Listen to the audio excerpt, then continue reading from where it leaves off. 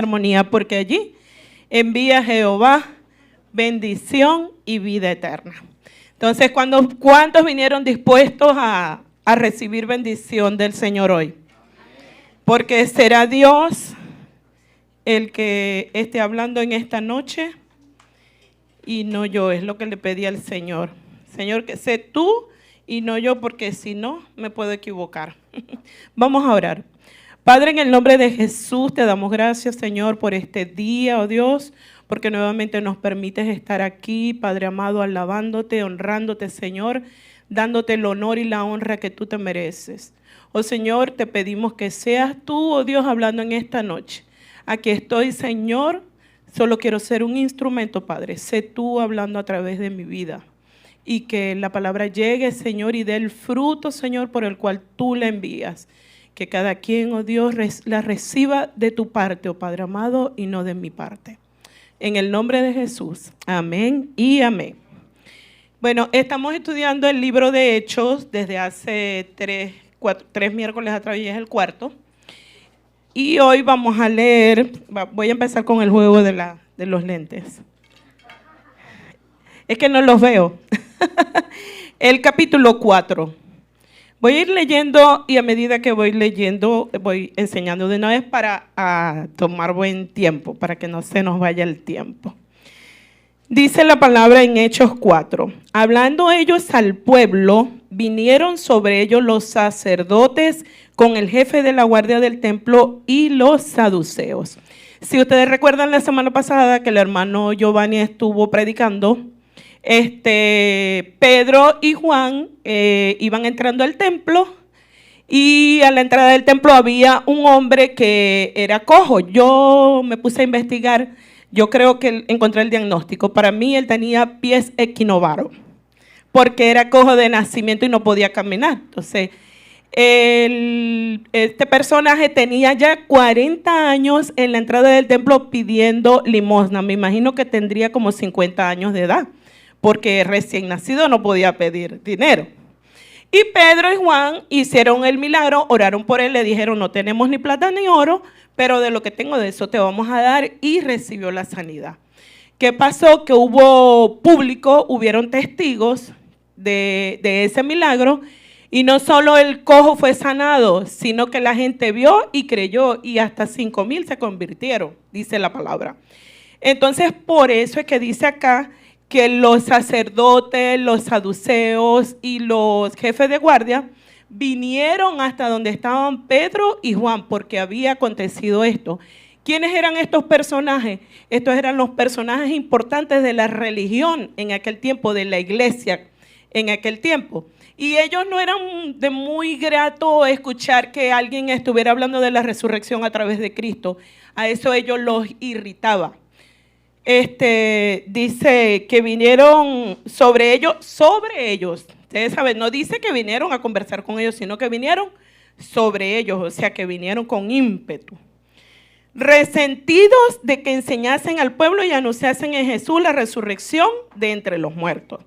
Y le echaron mano y los pusieron en la cárcel hasta el día siguiente, porque era ya tarde. Pero muchos de los que habían oído la palabra creyeron, y el número de los varones era de 5,000, como se los acabo de decir. Dice que habían muchos testigos. Eso para ellos no fue bueno. Para los saduceos, los sumos sacerdotes, los sacerdotes y los jefes de la guardia del templo. Dice así: aconteció al día siguiente que se reunieron en Jerusalén los gobernantes, los ancianos y los escribas. Ok. ¿Ellos se reunieron para qué? ¿Con qué propósito se reunieron ellos? Vamos a continuar. Dice: y el sumo sacerdote Anás y Caifás y Juan y Alejandro y todos los que eran de la familia de los sumos sacerdotes, y poniéndoles en medio, le preguntaron: ¿con qué potestad o en qué nombre habéis hecho esto vosotros? Ok, imagínense ustedes la escena. Imagínense ustedes la escena. Vinieron enojados los sacerdotes, los sumos sacerdotes, los saduceos, los jefes de la guardia. Vinieron enojados, vinieron contra ellos, dice la palabra de Dios. y se reunieron alrededor de Pedro y Juan, alrededor de ellos, pero no solo estaba Pedro y Juan, también estaba el cojo, porque más adelante lo va a decir, también estaba el cojo. Ellos se vinieron y se reunieron en contra de ellos, haciendo un círculo y centrándolos a ellos. ¿Cuál era la intención que tenían ellos? ¿Cuál era la intención que ellos traían? De intimidar a Pedro y a Juan, de amenazarlos, de amedrantarlos, de hacerles retractar del trabajo que ellos estaban haciendo, porque a ellos no les convenía que hablaran de la resurrección a través de Jesucristo, porque ellos tenían sus propias leyes cristianas, religiosas, y sus propias costumbres. Entonces esto no les convenía a ellos, que se dieran cuenta, porque realmente más adelante nos vamos a dar cuenta que ellos saben que Pedro y Juan están predicando la palabra de verdad y que Cristo a través de Cristo recibimos la resurrección. Entonces ellos hicieron un círculo alrededor de ellos, ¿para qué? Para intimidarlos, para hacerles retractar de todo lo que ellos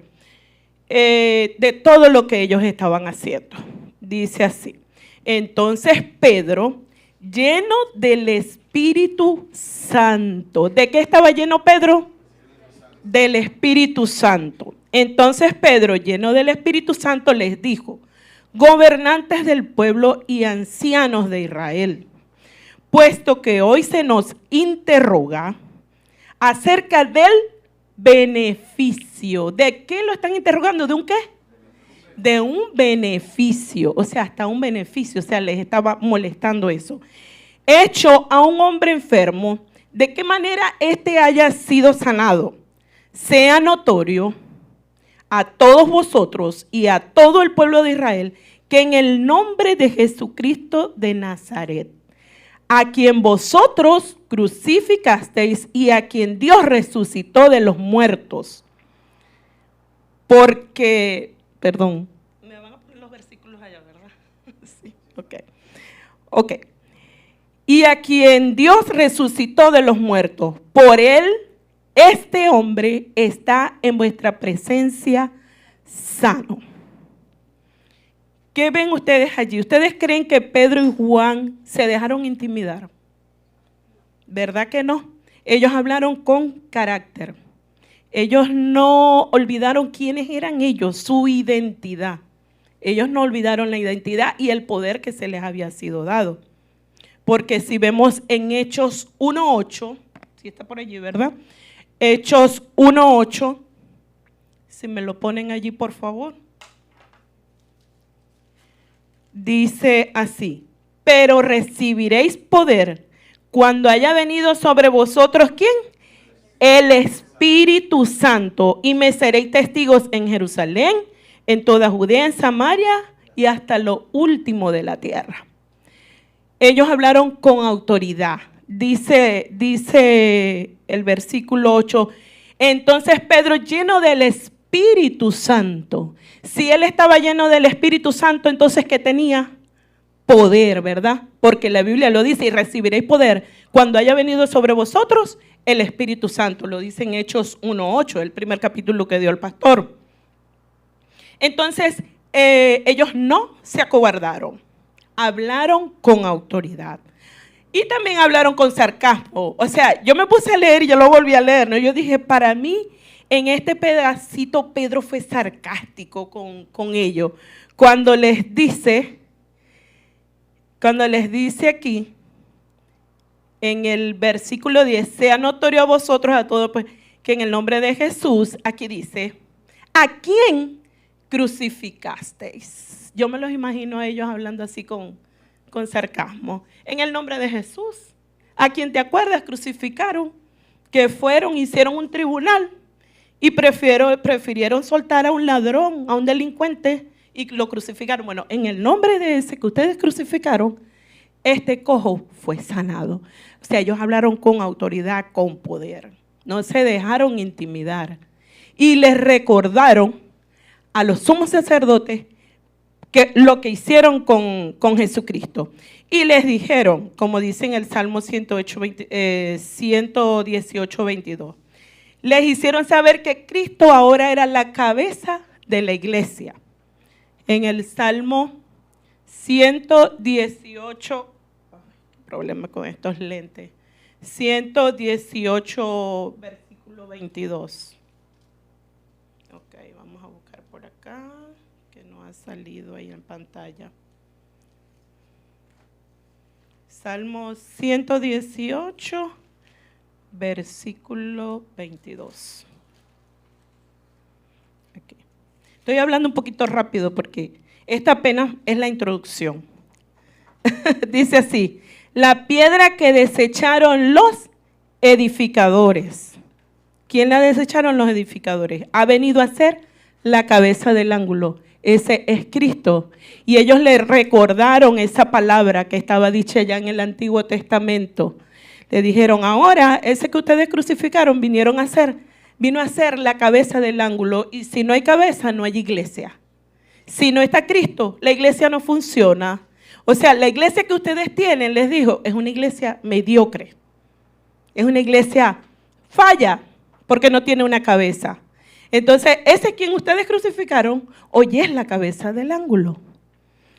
Sigamos leyendo acá, en el capítulo 11. Como les digo, estoy hablando rapidito porque estoy en la introducción. Dice en el versículo 11, perdón. Dice el versículo 11. Este Jesús es la piedra reprobada por vosotros, los edificadores, la cual ha venido a ser la cabeza del ángulo. Y en ningún otro hay salvación, porque no hay otro nombre bajo el cielo dado a los hombres en que podamos ser salvos. Entonces ellos le dijeron, ustedes lo rechazaron, ustedes lo reprobaron, ustedes prefirieron un delincuente que él, y ahora él, a través de él tenemos la salvación, a través de él tenemos sanidad, y ahora él es la cabeza de la iglesia. Dice en el 13, entonces viendo el denuedo de Pedro y de Juan, ¿el qué? Denuedo. Quiero que repitan esas palabras porque más adelante las vamos a usar. Entonces viendo el denuedo de Pedro y de Juan, y sabiendo que eran hombres sin letras y del vulgo, se maravillaban y les reconocían que habían estado con Jesús. Eran personas del vulgo. Personas del vulgo en Venezuela diríamos eran del perraje. Sin estudio, sí, así dicen, del perraje, vulgarmente. Una persona sin estudio, ignorante, que no tiene buena letra, ¿verdad? Porque las personas que son así, que no tienen estudios, son un poco difíciles para expresar, porque no han conocido nuevos términos. Cuando uno entra a la universidad, en estos días le decía a mi hijo, la universidad te va a ayudar muchísimo, porque vas a empezar a desenvolver más tu lenguaje, porque ahí te van a enseñar nuevas terminologías, vas a aprender a expresarte mejor con los demás. Lo haces perfecto porque lo haces como su madre, pero lo vas a hacer mucho mejor. Pero aunque ellos eran del vulgo, que dice que habiendo el denuedo de Pedro y de Juan, porque esto tienen que leerlo ustedes con signo de exclamación, no sé por qué no se lo pusieron allí. Y sabiendo que eran hombres sin letras y del vulgo, se maravillaban y les reconocían que habían estado con Jesús. Ellos, vuelvo a repetir el versículo, Hechos 1:8, que dice, y recibiréis poder cuando haya venido sobre vosotros el Espíritu Santo de Dios. Era el Espíritu Santo que estaba en ellos, que les hacía desarrollar y ser seguros y saber cuál era el propósito, la identidad que tenían ellos como discípulos de Cristo, la encomienda que Cristo les dejó, y ellos le hablaban con autoridad. Y ellos se impresionaban porque hablaban como Cristo. Entonces, ¿qué estaban haciendo? Estaban imitando a Cristo. ¿Y qué hacía Cristo? ¿Qué vino a hacer Cristo aquí? A salvar las almas. Cristo no vino a otra cosa. Cristo vino aquí a interceder ante el Padre, a morir en la cruz para hoy en día interceder ante el Padre para que no nos mande para el infierno. Así, vamos a decirlo así clarito, ¿verdad? Clarito así, porque yo a cada rato digo, Si Jesucristo no hubiese muerto en la cruz del Calvario, ya este mundo ya estuviese acabado como cuando el arca de Noé y cuando Sodoma y Gomorra, porque es horrible lo que estamos viviendo hoy en día. Es horrible. Continuamos. El capítulo 14. Y viendo al hombre que había sido sanado, que estaba sentado, que estaba en pie con ellos, no podían decir nada en contra. Entonces les ordenaron que saliesen del concilio y conferenciaban entre sí, diciendo: ¿qué haremos con estos hombres? Porque de cierto señal manifiesta ha sido hecha por ellos. Fíjense lo que les dije ahorita, ellos reconocían que sí, que tenían el poder de Cristo en ellos, pero en la intimidad, sin público ni testigo, aquí entre nosotros, ustedes saben que parece que sí, porque ese hombre tenía ahí ya más de 40 años. Entonces, señal manifiesta no sé esta. ¿Qué haremos con estos hombres? Porque es cierto, señal manifiesta ha sido hecha por ellos, notoria a todos los que moran en Jerusalén, y no lo podemos negar. Sin embargo, para que no se divulgue más entre el pueblo, amenacémosle, para que no hablen de aquí en adelante a hombre alguno en este nombre. ¿En el nombre de quién? De Jesús. Y llamándoles, les intimidaron que en ninguna manera hablasen ni enseñasen en el nombre de Jesús. El milagro vivo, el milagro que acababa de ocurrir fresquecito de haber sanado al cojo, los tenía ellos paralizados, no había manera. Ellos querían encarcelar a Pedro y a Juan, esa era la intención. Ellos querían encarcelar, pero ¿cómo lo hacían si hasta el cojo estaba allí? Porque ahí dice, ¿verdad? Dice ahí que que ¿por qué no le pusieron nombre, por favor, al pobre cojito?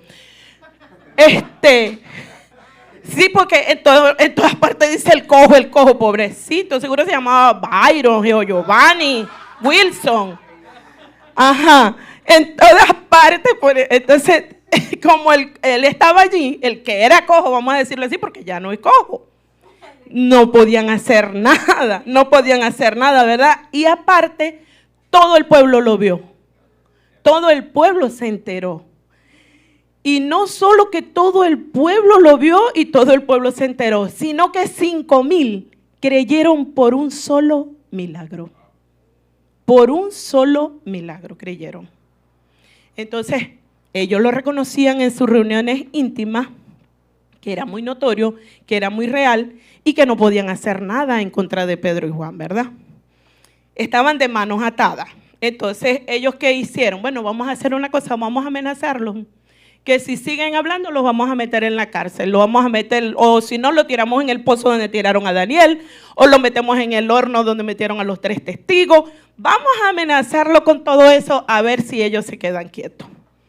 Entonces dice acá en el versículo 19, mas Pedro y Juan respondieron diciéndoles: juzgad si es justo. Aquí yo digo que también le hablaron con sarcasmo.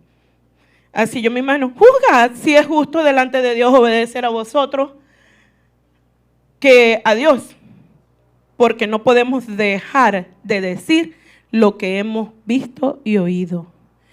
¿Qué pasa? Pedro y Juan tenían tanta llenura del Espíritu Santo, y estaban tan centrados en quiénes eran y para qué fueron formados, porque Cristo, ¿qué fue lo que hizo? Agarró un equipo, un grupo de 12 hombres y los preparó. Los preparó para que hoy en día nosotros pudiéramos tener este legado. Porque si hubiese sido con Cristo cuando murió en la cruz del Calvario y no hubiese dejado gente preparada, hoy en día no hubiésemos conocido de Cristo.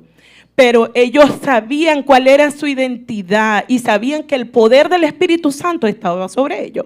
Y ellos le dijeron, no manches. Yo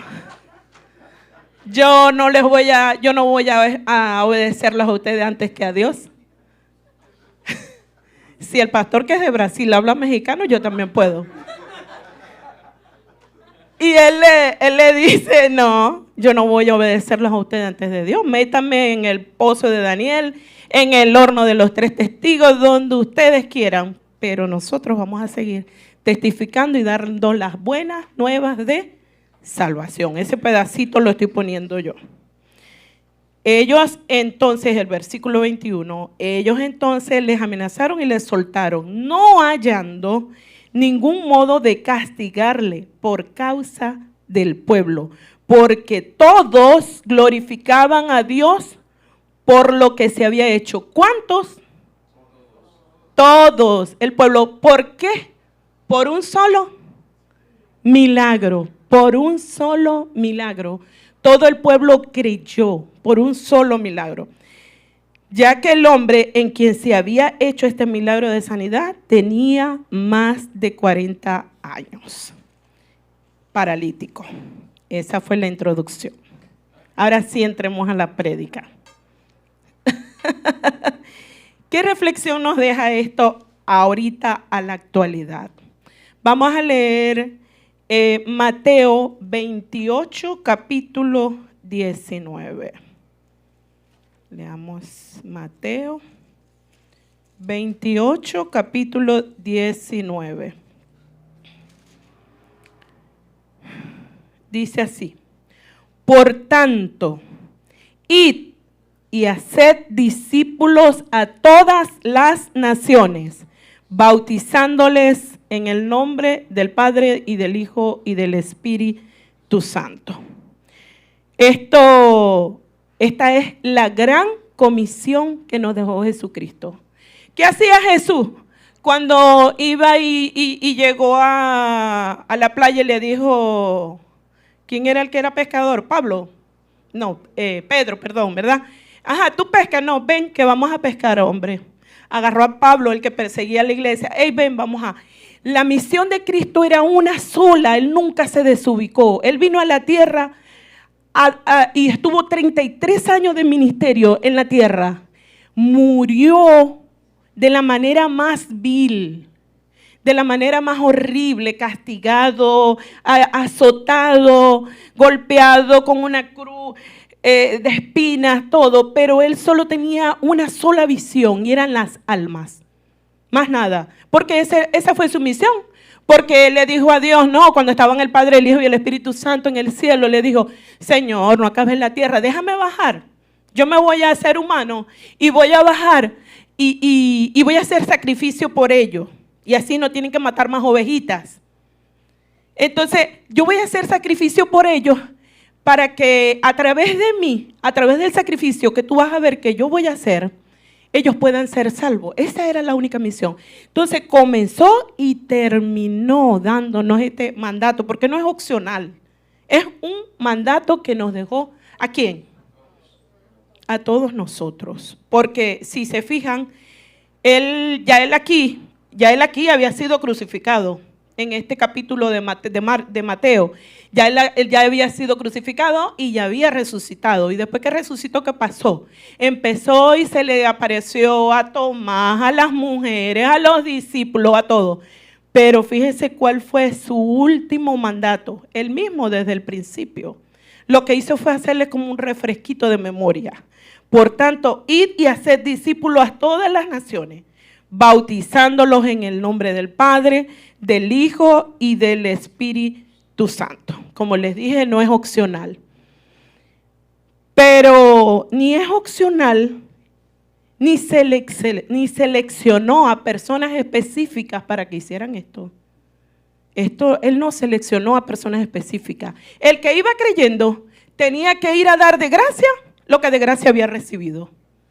No era ni opcional, ni era a un grupo de personas o a una sola persona específica. Le dijo a todos los discípulos, a los 12 discípulos, y los discípulos, eso fue lo que ellos siguieron haciendo.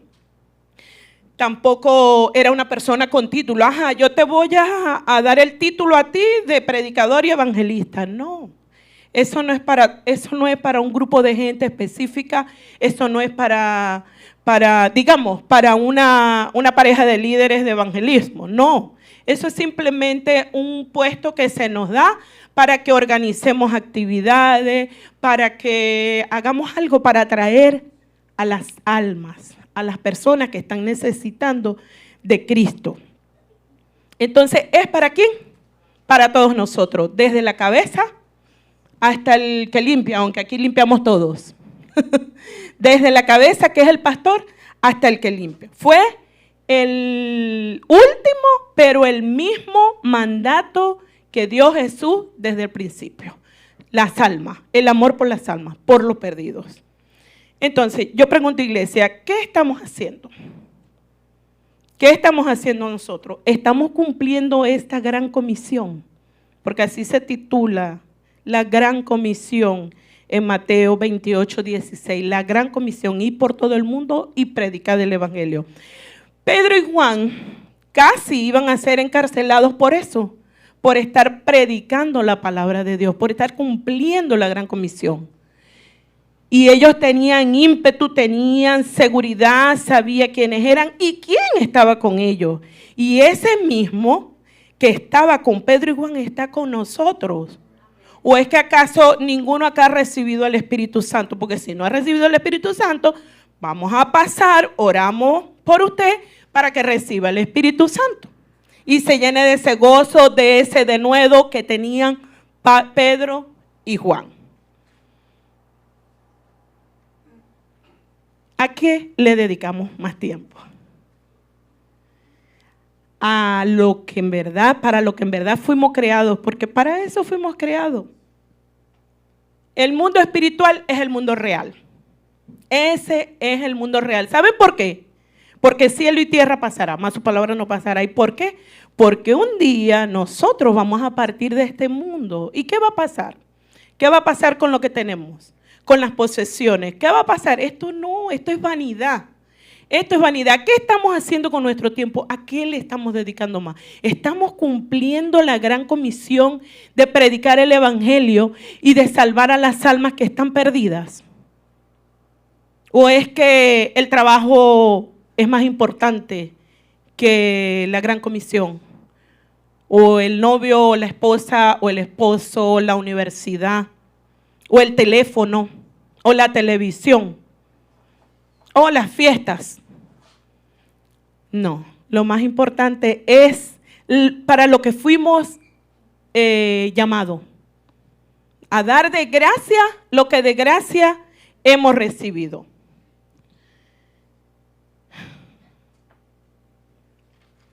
Perdón.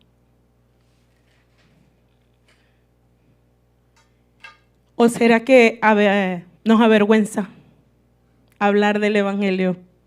Nos da vergüenza decirle al compañero de trabajo, o al esposo, o a la esposa, al papá, al hijo, al vecino. Aquí no son como una vez que yo estaba repartiendo unos tickets para unos almuerzos y a todos los hermanos les daba 10 tickets para que vendieran ellos al vecino en el trabajo, pero tenían que venderme 10 tickets porque era para la construcción del templo. Y me dice, no, a mí no me dé eso si yo no le hablo ni a mis vecinos, ni a mi familia. Oh my God, yo dije, venga para acá porque usted lo que necesita es una ¿cómo se llama eso? Un exorcismo. Imagínense un hijo de Dios que no le habla al vecino, al amigo. Y les voy a decir, hay hijos de Dios que no le cae bien ni siquiera el hermano de la iglesia, que no lo pasa. De hecho, no, a él ni para la fiesta lo voy a invitar porque no, yo no lo paso. Le tengo una mala noticia. Dios no hace acepción de personas. Y si usted va para el cielo y ella va para el cielo, allá se van a ver. ¿Qué va a hacer? No puede hacer nada, ¿verdad? Entonces, nos avergüenza hablar de la palabra. Nos avergüenza decirle al que tenemos al lado que de seguro necesita una palabra, lo que Cristo ha hecho en nuestra vida.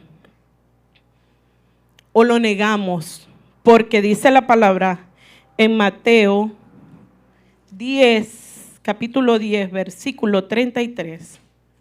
Dice así. No soy yo, es la palabra. Dice, Mateo 10, 33. Y a cualquiera que me niegue delante de los hombres, yo también le negaré delante de mi Padre que está en los cielos. ¿Saben cuándo negamos a Jesús? Cuando vemos que el que está al lado necesita una palabra y no se la damos. Hey, Nosotros no llegamos a donde llegamos diariamente por casualidad, es porque allí hay un propósito. En el trabajo donde usted está, usted tiene una función que cumplir ahí. Está bien, usted es empleado de ahí, cumpla su función en la que le corresponde en la empresa. Pero más que eso, usted tiene que estar apercibido en el mundo espiritual y pedirle a Dios que le dé discernimiento para ver dónde está la necesidad. Señor, sé que estoy aquí porque necesito un empleo para cubrir mis necesidades y mis compromisos. Pero también sé que aquí alguien necesita de ti. Dame discernimiento para ver quién es. Si es el que tengo al lado, si es el que tengo al frente, si es el jefe, si es un cliente. No sabemos siempre, a diario, hermano, hay alguien que necesita la palabra. Y usted tiene que estar apercibido. Pero si usted se distrae con lo secular, si usted se distrae, no, yo vengo aquí a trabajar, Señor, aquí soy trabajador, aquí no soy hijo tuyo. Aquí voy a cortar perrito, no voy a mirar para los lados. Yo llegué ahí y empecé, cuando yo entré en la peluquería, yo empecé a mirar y a observar en el mundo espiritual, porque yo tenía que ver en dónde me estaba metiendo. Y me fui enterando que unas eran expresidiarias, otras eran adictas, otras habían sido prostitutas y tal. Pero había alguien que me llamó la atención. Y yo dije, ¿y ella quién es? ¿Qué hace ella? Y le pregunté a alguien que empecé a entablar confianza con ella. Mira, ¿y ella? ¿Cómo es ella? No, es ella. Y luego que yo fui empezando una amistad con esa persona, me fui dando cuenta que yo estaba ahí para ella y para las demás, pero especialmente para ella. Un día me llama desesperada y me dice, Lili, ¿quieres almorzar conmigo? Yo, claro que sí, porque de una vez lo sentí en el mundo espiritual. Sí quiero almorzar. Y me fui con ella y hice desahogo. Usted no tiene idea todo lo que esa mujer estaba. Esta mujer estaba a punto de quitarse la vida. Entonces allí nosotros hemos vivido experiencias, ¿verdad? Que las hemos vivido. Y si las hemos vivido y las hemos superado, gracias al Espíritu Santo, gracias a la ayuda de Dios, eso nos va a servir para ayudar a otros. Para decirles cómo yo salí de eso. Mira, no, esta es la solución, Cristo es la solución. Y allí yo vi el propósito, y no solo en ella, sé que para casi todas estoy yo ahí. Porque no puede ser que ya yo vaya a tener 2 años ahí llevando palo, hermano, porque eso es lo que llevo yo ahí, palo del bueno. Así decimos en Venezuela cuando mantienen acosado a uno. Pero yo siempre le digo, cuando le hablo con mi familia, le digo, yo sé que no son ellas, es Satanás. No son ellas, es Satanás. Ella no tiene la culpa, es Satanás. Usted tiene que estar apercibido en el mundo espiritual. Usted tiene una necesidad todos los días al lado. Todo el día tiene a alguien al lado que necesita la palabra. Y si usted no se la da, usted está negando a Cristo. Y si negamos a Cristo, Él nos va a negar a nosotros, porque así lo acabo de decir. No tienes que ser el mejor predicador para decirle a alguien, Cristo te ama.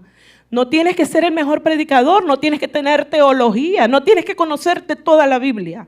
Simplemente con decirle lo que Dios ha hecho en tu vida. Si Dios ha hecho algo en sus vidas, ¿no? Y yo estoy segura que si hacemos una, ¿cómo se llama eso? Para amanecer, una vigilia. Todos tenemos un testimonio que dar de lo que Dios ha hecho en nuestras vidas. Entonces, si usted no tiene teología, si usted no conoce bien la Biblia, si no tiene retención de versículos, hable lo que Dios ha hecho en su vida. Y si no, hable lo que testificó. Ay, mira, en la iglesia hay un hermano que le pasó esto y esto que a ti te está pasando. Y él salió de eso, pero hable. No tiene que ser un predicador especializado para hablarle del evangelio. Usted solo pone su boquita y su cuerpo y Dios hace el resto. Porque nosotros no somos los que hacemos la obra. Nosotros simplemente somos unos instrumentos que Dios nos tiene aquí. Vamos a decir así, no somos como títeres, marionetas de Dios, sea, nosotros no nos ponemos y que Dios nos ponga y nos lleve para donde Él quiere que vayamos. Que Dios nos dé la palabra. Dios nos va a dar la palabra, así como se las daba Pedro y Juan. ¿Cómo hablaban Pedro y Juan? Con denuedo, y eran personas del vulgo, eran personas sin estudios, sin letra, analfabeta podríamos decir. Pero ellos se maravillaban porque hablaba como Jesús. Porque el amor y la pasión que Jesús les traspasó, vamos a decirlo así, quedó en ellos y ellos quedaron siendo imitadores de Cristo. Y eso es lo que nos manda la Biblia. Dice Pablo, sed imitadores de mí como yo de Cristo. Entonces, si queremos ser imitadores de Cristo, empecemos a evangelizar, empecemos a hablarle al que tenemos al lado, porque para eso Dios nos llamó. Está bien, la pasamos bonito, yo la paso chévere en todos los convivios, me gusta cuando comemos, pero para eso no fuimos llamados. Fuimos escogidos para dar salvación, para impartir las buenas nuevas de salvación, así como Pedro y Juan, y no les daba miedo. Ahorita no nos pueden amenazar a nosotros con meternos en la cárcel. Imagínense si nos amenazaran. Ni para la iglesia viniéramos. Ni para la iglesia viniéramos. Pero tenemos la bendición de que no nos van a amenazar y nos van a meter en la cárcel. Podemos decirlo. Y la gente cuando usted se da cuenta que necesitaba esa palabra, porque las personas, cuando usted empieza a hablarle, y usted no conoce a la persona, y empieza a hablarle, la persona empieza a quebrantarse y a llorar y a llorar y a llorar. ¿Por qué? Porque lo espiritual llama a lo espiritual. Porque lo necesitan en el mundo espiritual. Cristo no nos rescató para venir 2 veces a la semana en la iglesia, para pasarla bien. Cristo nos rescató, fue para dar de salvación, para dar de gracia lo que hemos visto de gracia. Si nosotros miramos esas sillas vacías, podemos decir que por nuestra culpa que está vacía, por nuestra culpa. Porque si usted necesita trabajo, un empleo, usted le va a orar a Dios, ¿verdad? Señor, yo necesito un empleo, Padre, tú sabes que tengo compromisos y tal. Pero usted va y se acuesta a ver televisión. Señor, acuérdate del trabajo, y con el teléfono tiqui, tiqui, tiqui, tiqui, tiqui, tiqui. Si no, se pone a dormir. Así no se busca un trabajo, ¿verdad? Usted ora, pero se levanta y va a meter, ¿cómo que se dice aquí? Aplicaciones, a meter aplicaciones, a llamar contactos. Mira, por ahí, mira, si necesitan a alguien, yo sé hacer esto, yo sé hacer aquello. Y entonces, pero usted hace su parte y Dios hace su parte también. Dios te va a enviar a donde es. Entonces, si nosotros miramos esas sillas vacías, y yo pienso así, si somos 30 personas en la iglesia, vamos a decir un número así, 30 personas como ejemplo, y cada uno de nosotros escogiéramos una persona al mes, una. O sea, yo se los voy a poner fácil, una persona al mes. ¿Y quién es esa persona? Puede ser un familiar, puede ser un vecino, puede ser un compañero de trabajo, un compañero de estudio, puede ser cualquier persona, pero usted dice, Señor, Dios te va a mostrar cuál es esa persona, y tú empiezas a orar por ella. Pero no solo con oración se nos van a llenar las sillas. Podemos orar, pero también tenemos que actuar. Oramos por esa persona. Señor, oro por esta persona, le voy a dar tu palabra, Señor. Sé tú y no yo. Uno va y pone la semilla, ¿y quién hace el resto? Dios. Si una sola persona escogiéramos al mes, y somos 30, y oramos por esa persona y la invitamos a la iglesia y la traemos. Miren, nosotros tenemos ahora una técnica que ustedes dirán, no, pero es que ya no están haciendo más actividades aquí, más campañas. Dijimos, vamos a hacer una cosa, lo que vamos a invertir en una campaña, vamos a escoger cierta familia o cierta pareja, los invitamos a cenar, nos los llevamos. Los invitamos a cenar, ahí estamos invirtiendo en el reino. Eso es una inversión, eso no es un gasto. Los invitamos, ahí les hablamos de la palabra, les damos consejo, oramos por ellos, les decimos vamos a la iglesia y estamos pendientes de ellos.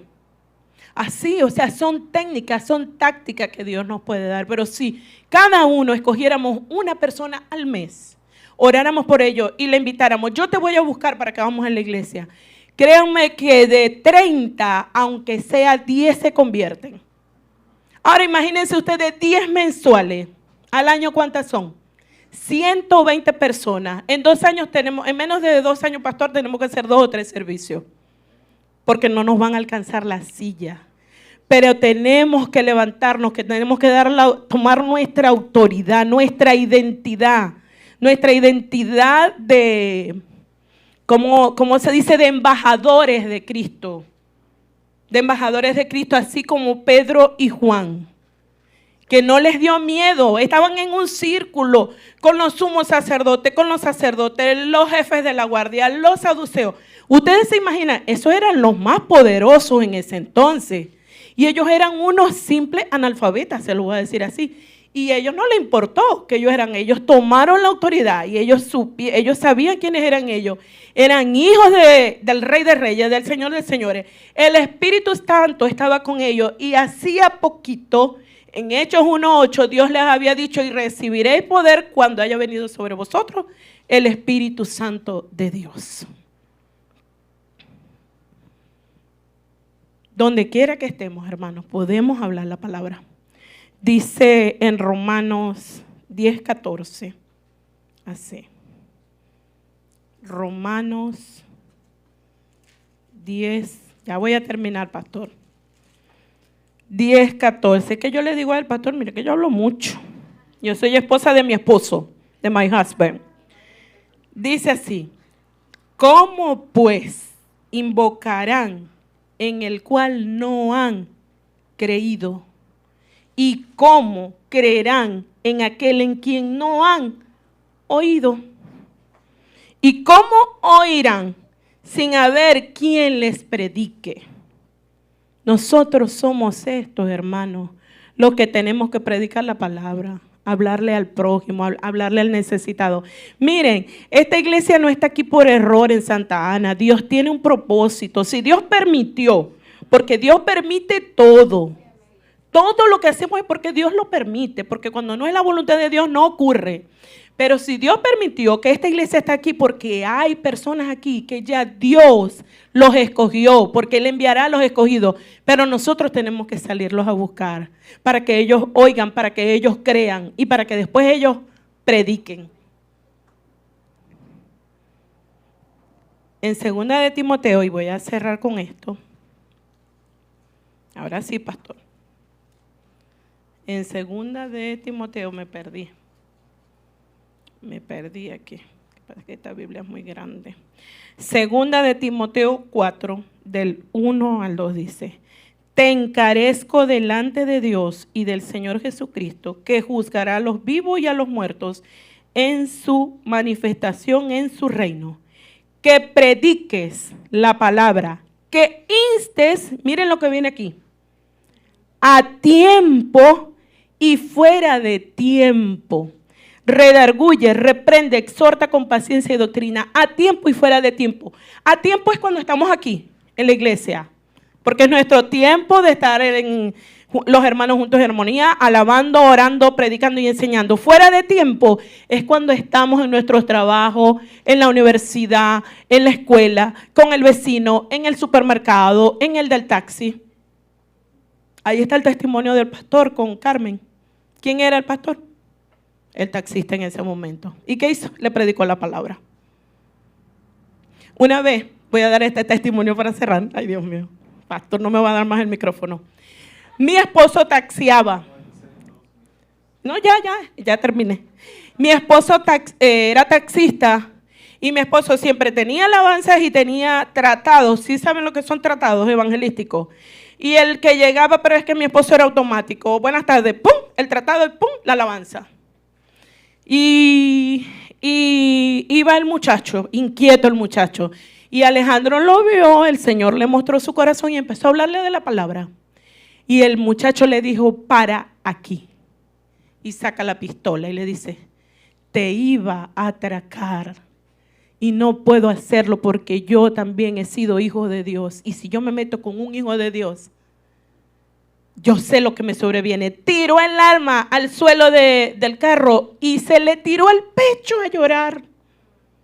Él estaba fuera de tiempo y estaba predicando la palabra. Estaba en su trabajo, pero aprovechaba. Cada alma, cada persona que esté a diario a nuestro lado no está por casualidad. Es porque Dios así lo permite y porque esa persona necesita una palabra de salvación. Que Dios les bendiga, hermano.